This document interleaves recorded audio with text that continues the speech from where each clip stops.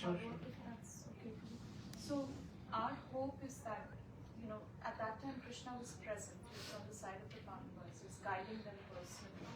And our hope is that at some point, in some lifetime, that we will be internally guided by Krishna for all of our actions, that our discrimination somehow will be perfect. And, even if we make mistakes, we're making an error on part of Krishna, whatever. I mean, it's not an error anymore. So, yeah, Prabhu, I guess, I wonder about Paramatma in that context. Like, were these devotees not, Krishna was outside, but what about their internal compass? I'm just curious. It's so interesting that today morning I was listening to lecture. The person asked exactly the same question, right? Almost word to word, and I tried to give you the answer word to word. So this was a sannyasi, so he's speaking a little heavy. This is not my words, his word. He says that if you think that Krishna is not in front of you, you're not very intelligent. Because Krishna is right there in front of you in terms of Guru, Sadhu and Shastra. So don't wait for Krishna to appear. Then we are holding Krishna to your specifications. I want Krishna to be appear like that. Krishna is there in front in terms of Guru, Sadhu and Shastra. So just like he was there in the chariot with Arjuna, he is there with you all the time. Thank you very much for such a lovely, almost journey through a lot of pastimes. The question which is coming in my mind is two instances which you touched on, Bali and his relation with Guru, and Bhishma and Parshuram's conflict. So it's a Guru and Shishya conflict in both instances. Bali, we know clearly he lost everything he had, but he got something much bigger. And Bhishma, I'm not very clear what exactly happened. Parshuram said that I lost. The question which is coming to my mind is, when a conflict like this happens between Guru and Shishya, how does Shishya continue to get the affection and mercy of the Guru, or he doesn't need it anymore? And that's the kind of scenario I'm playing in my head. Does he not need his Guru anymore? Or there's another saying which says, when the Shishya is ready, the Guru comes and holds the hand. And when Shishya is fully ready, he lets him go. So that's the space I'm thinking about. What exactly, where does it end? Does it have to end? Or that Guru-Shishya relationship has to continue forever? Does Shishya need to go back and earn the affection and mercy of his Guru again? Especially if there's a conflict like that. Thank you. That's very thoughtful. Very heavy. Two instances of Guru Shishya conflict.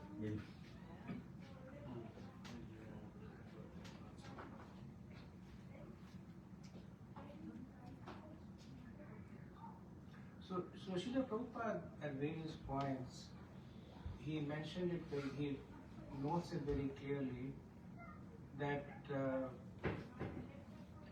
the relationship between a guru and a disciple is eternal. Right?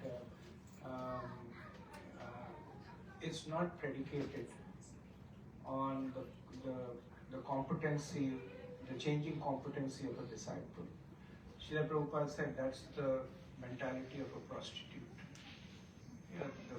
The customer comes, gives the money, she has gotten what she's got, you go away.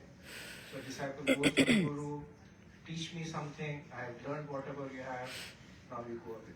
I don't need you. That's a prostitute. So he condemns it in no uncertain terms.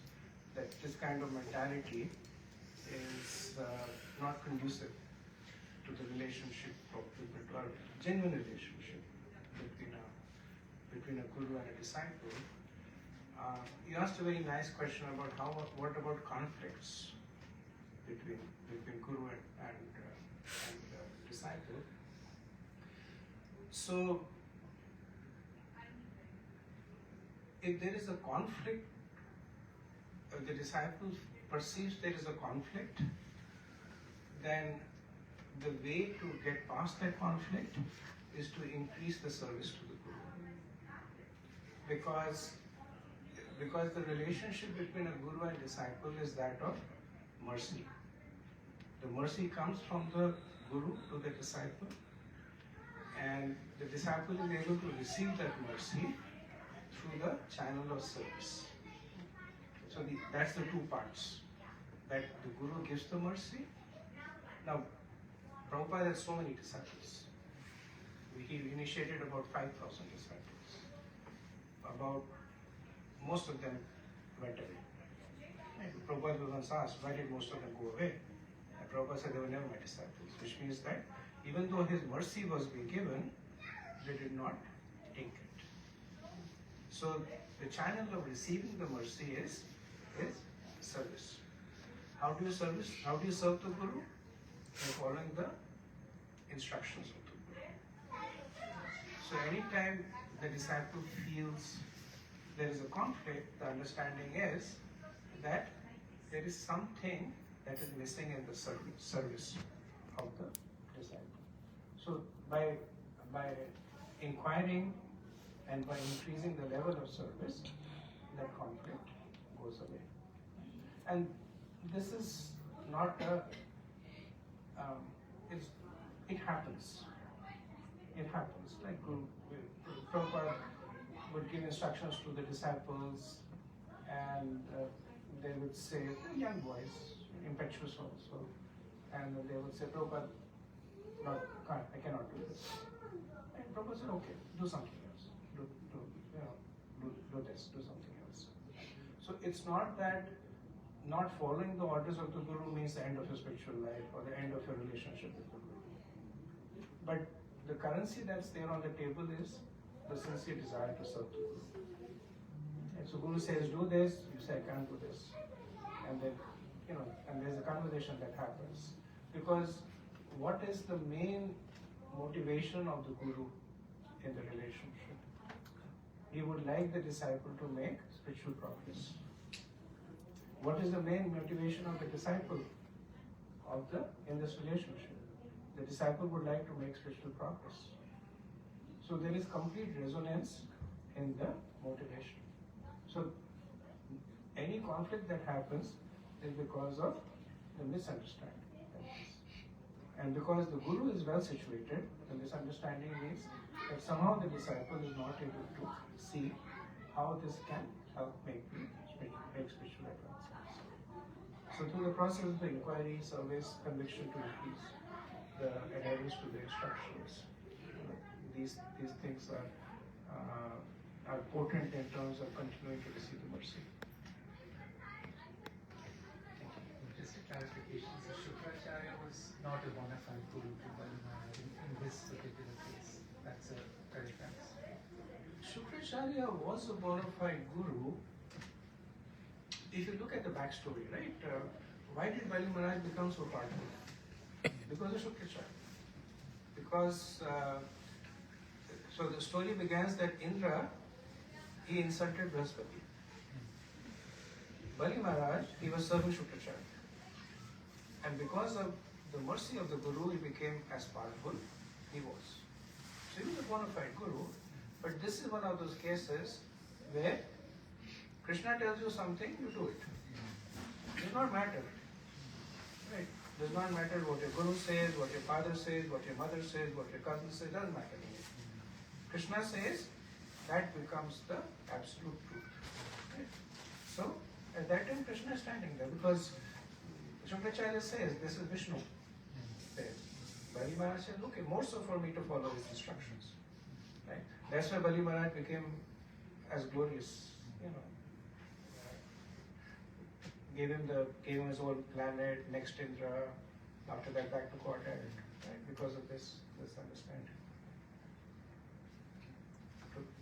Prabhuji, Bhishmadeva has this Ichha Mrityu boon, right? So on the 10th day of the battlefield, did he say, okay, enough is enough, now is the time to go, or did he agree to die? Was it got He this. didn't die on the 10th day, right? After that, he lived for another 58 days. But he became incapacitated, so to speak. Because there were so many arrows in his body that he was completely incapacitated. And actually, when Krishna came to him and asked him to instruct Yudhishthira, Right. he said, I can't. My whole body is racked with pain. So Krishna says, Tathastu, may there be no pain in your body. Right? So, and then after that, Bhishmadeva starts instructing. Yes, Mataji? Very nice subject. My question, not question, like maybe a thought was when regarding the Shishya and Guru, the question was asked about Parashurama and Bhishma. In that case, there wouldn't be a conflict as such because Bhishmadeva actually learned all the Kshatriya warrior things from his Guru and from Parashurama, and Parashurama would be very proud that he's taken his instructions well and is fighting well. Right, and possible. I'm personally not aware of it, but sounds reasonable.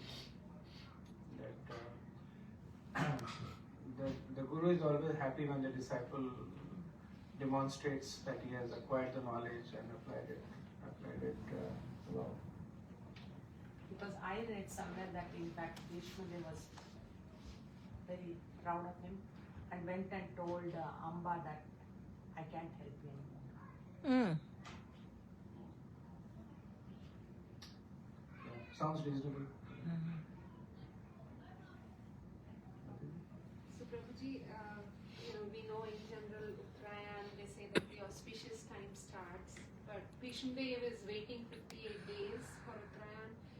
Are there any other references in Gita or Bhagavatam of significance of Uttarayan, or is it just...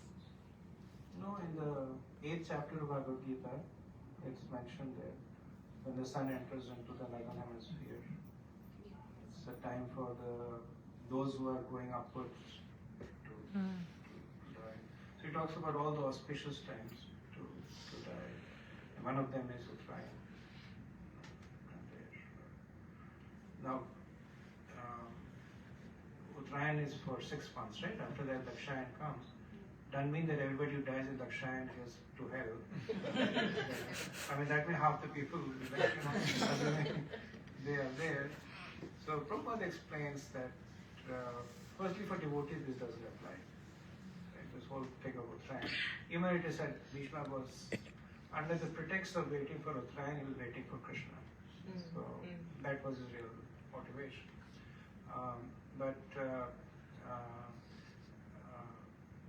There are many other.